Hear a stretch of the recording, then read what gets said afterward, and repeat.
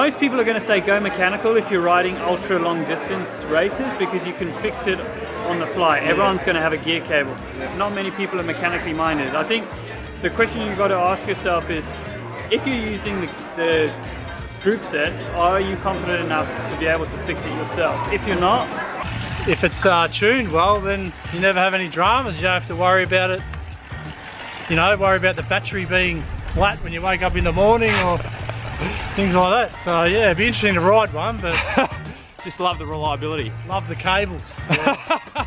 Far and away mechanical, yeah, definitely. Really? Why is that? Oh, I think there's just something a bit nice about springs and cables and how easy they are to fix. Oh, it's had its struggles. I found the EPS, it's gone flat a lot faster than I'd like. Wow. And I mean, if you want to replace it, batteries and stuff are pretty expensive compared to cables, so that's the reason why I'm on my mechanical at the moment, is just I can't afford a battery. Probably mechanical. Mechanical? Yeah. Why mechanical? Because nothing, like, if something goes wrong with mechanical, you can easily fix it, but with electronic, it's a lot harder sometimes. I like electronic better. It's just so much smoother. When you change your gears, it changes so much quicker, so I prefer that, just a lot better. I've ridden both, and I reckon electronic's better just in the sprint. It's a lot easier to change gears in the sprint, can save you a few wins, a few embarrassments. So. Nice. Electronic has less that can go wrong as long as you remember to charge it. Yeah, okay. Not gonna snap cables and that sort of thing. Electronic the whole way. Electronic? Yeah. Why electronic? It's easier to shift. Yeah, okay. It trims the gears for you. It's fantastic. Electronic. Electronic? I'm a convert. I Yeah. didn't think I would be, but I am. Why? Great for racing. Electronic all the way, Yeah? much smoother. Yeah, Yeah? I've only recently transitioned over and I can't believe the difference. like, you don't have the use of your hands after a couple of weeks, 15, 20 hours on the bike. You can barely change a puncture. So shifting, you're like lobster clawing gear changes. Now, with just a simple touch of the button, you're shifting. Alright, so I'm back on Hampton Street, just at the front of my local bike shop, Hampton Cycles, and in today's video we're going to go round 2 of a video I did hear a few weeks ago, Shimano 105 versus Ultegra versus Durace with Darcy. Now Darcy works at Hampton Cycles, he builds bikes, he used to race bikes. And if you missed that video, I'll link to it in the below description area, but if you've just landed on this channel, this is where I do cycling videos, both inspirational and entertaining. And I do love a deep dive cycling product review, which is pretty much what we're going to do today. So in that previous video, I had a lot of comments in the comment section saying, okay, what about mechanical versus electronic group sets? And I myself, I've ridden electronic and mechanical, and I was a bit of a late adopter to electronic. And when I got there, I was like, wow, this stuff's amazing. And then I've gone back to mechanical, and I'm like, what's all the fuss about? And then I recently reviewed a Venge, I'll link to that video below in the description area too, and that had Di2 on it. I'm like, wow, this is amazing. So I'm super confused myself, even though I've ridden them all. So what I wanted to do is we're going to have a chat with Darcy, and he's going to explain to us the differences between mechanical and electronic group sets. All right, so I'm back with Darcy, and Damo is in the back there by popular demand. Just tuning the bikes in the back there.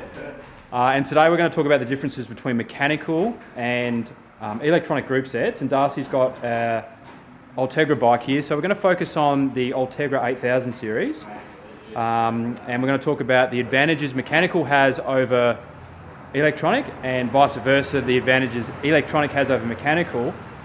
But quickly on price, so there's about a $1,000 difference between Ultegra 8000 and Ultegra 8050 Di2. And in terms of weight savings, you get about a 10 gram weight saving with electronic. So outside of those two factors, what advantages does electronic have over mechanical, Darcy? Yeah, so probably your biggest advantage from mechanic perspective would be the cable stretch, okay. The time building it, you know, all those kinds of things. So this has no cables? So this has got cables, so you can see the cables down in here. It's wires, they're not cables as such, but that connects everything. So there's little looms and stuff all over the bike up in here, your batteries in seat post and things like that. The junction box on the rear here. Yeah, so the new Venge that's in there. So And the cables up here as well. Yeah, and there's cables that connect all into shifters and run into different junction boxes and that kind of They thing. don't stretch like they do in mechanical. They don't stretch like mechanical.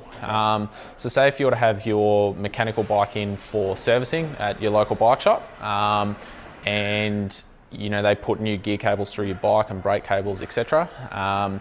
You'll probably experience over the coming weeks, 2 to 3 weeks roughly, your cables will stretch minutely, just as they settle back into their housings and back into their homing place. So most mechanics will say bring your bike back within 2 to 3 weeks if you notice your gears go out of tune, and it'll be a quick little tweak on the spot, which is cool, and then it's generally set after that, unless you know they're not fully stretched or you know that kind of thing. Di2 or electronic group sets, they eliminate that issue. So by them not having cables connecting and pull ratios and all that kind of thing with shifters, you don't get any of that cable stretch. Yeah. So the only time that you should ever really experience your gears going out of tune is if you're at the cafe, your bike falls over, or you're in the garage and you knock it coming out, you know, to go the bunch ride, or in a race and someone hits your rear derailleur or something like that. You'll probably experience your gears will go out of tune a bit, and that could be more to do with the hanger that's actually bolted onto the frame, and then the derailleur is actually bolted onto the hanger. So that's a pretty straightforward fix and tweak. So more reliability with electronic, with shifting, yeah, in tune. Correct. Yeah. So you'll have a longer tune life with your Di2 versions or electronic versions over your mechanical versions for sure. And what about the shifting in general? Is it snappier? Is it faster? Or? Shifting in general. So with Ultegra, you can really program this one, so you can actually speed shifting up. You can put it to medium, you can put it to slow. Oh, so you've got flexibility based on the rider. Exactly. So if you want somebody who's all-out sprinter and he wants super quick shifting, you can set your rear derailleur to high. Right. So that'll give you really snappy shifting. Yep. Most people will generally stay on the medium setting.